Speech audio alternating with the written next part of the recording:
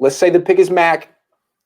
If that's the case, do you think he will beat out Jimmy Garoppolo in training camp? I don't think Jimmy Garoppolo makes it to training camp if that's the case. I don't know, honestly. I think all right. So that's a good answer. Explain. Hear me out. So if it's Mac, the pick is redundant to what is going on, with the quarterback's position.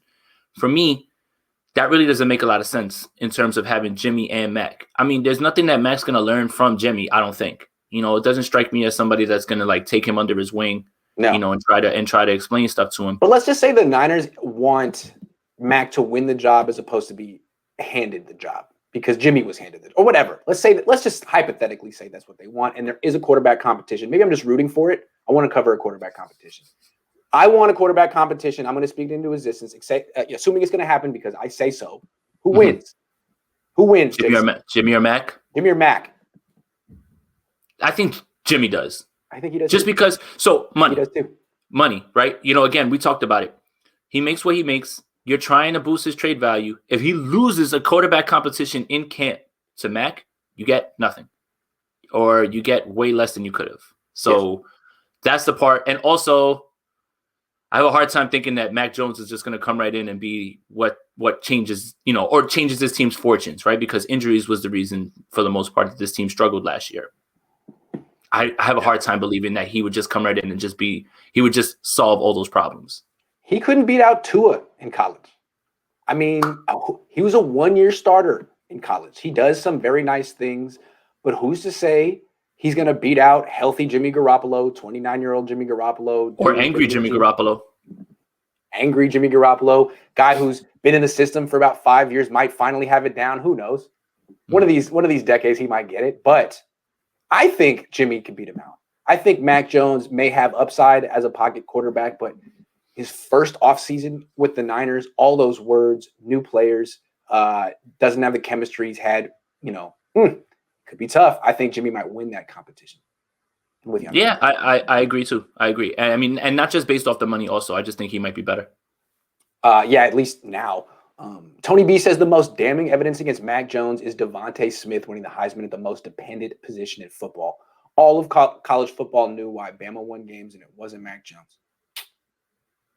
Something to that. There's also Najee Harris in the backfield who's so loaded roster. This is what I'm talking about. Najee Harris is a top 1, 2, 3 running back in college. Like that. So the supporting cast is the part that has me hesitant on Jones as well. And there's some people that feel Jalen Waddle's better than Smith. There are a lot of people that feel that. I don't know if I feel that yet. I mean, I might have to drink a little bit more to feel that, but I see the sentiment. That'd be one hell of a feeling. Okay. Let me get that last comment and then we'll get to our last question. All right. Coach says, funny, every quarterback gets scouted with anticipation of what they can be outside of Mac. Like he's just not going to grow. Zach Wilson, Justin Fields, Trey Lance all sit in the bench at Bama too. Hey, man, those are some good points. I think like what I'm saying is I think people have a overly reduced definition of what upside is. It's not just athleticism. There's other ways to I mean, look at Tom Brady and Drew Brees. So I think there is upside with Mac Jones if you believe he can get there. It's just that college doesn't produce those quarterbacks anymore. They produce the athletes, at least the last 10, 15 years, which is kind of Yep.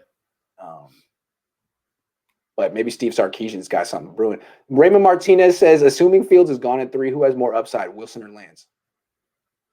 Well, who would go at 2? About Lance at all. Would Kyle Pitts go at 2? Assuming Fields is gone at 3. Yeah. Yeah, so right. So Kyle Pitts goes at 2 and Grant is through the roof. No, he's saying Fields is gone at 3. So Fields goes 2 and the Niners don't want. Okay, look, Raymond's the premise is a little off, but let's just ask the second part of the question. More upside, Wilson or Lance? We haven't talked about Lance once on the show. He's an interesting case considering he did all the stuff that he did when he was 19. We haven't seen him since. So what do you think? As far as upside goes, you know what I notice sometimes when I see Zach Wilson throw the ball, I see like Aaron Rodgers' tendencies and the way he throws, and I think when you speak about it in terms like that, I think it's Wilson.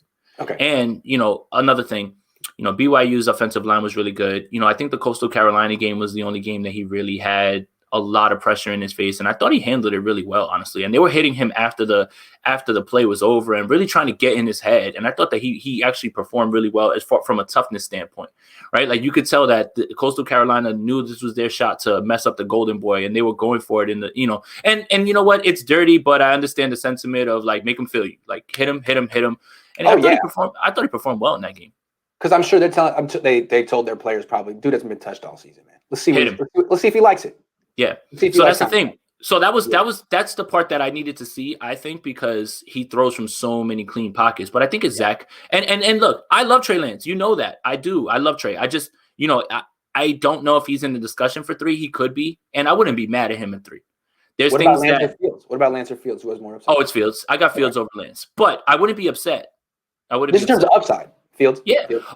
In terms of upside. Just in terms of upside. It's Fields. Okay. It's Fields. But Lance has one of the accuracy.